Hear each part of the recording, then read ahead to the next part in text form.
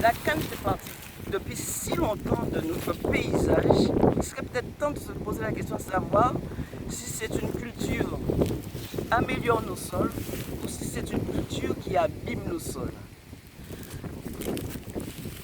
Le champ de canne a laissé plein de failles, donc plein de matière organique.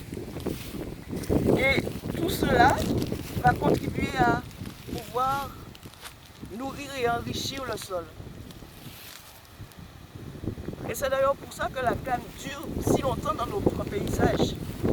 D'ailleurs, souvent, quand un sol est fatigué de mettre une culture de canne à sucre, le jour où, pour des raisons économiques, la canne à sucre disparaîtra de notre paysage, nous aurons aussi à craindre pour nos sols si nous ne savons pas d'emblée comment faire.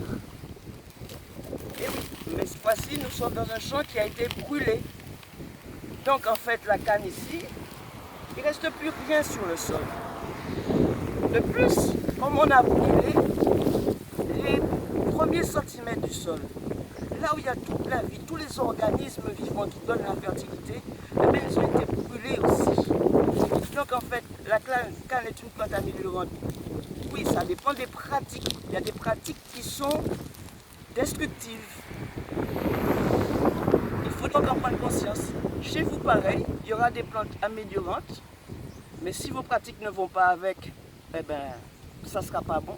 Et il y a des plantes, effectivement, qui, quelque part, ne sont pas améliorantes parce qu'elles exportent toute la terre.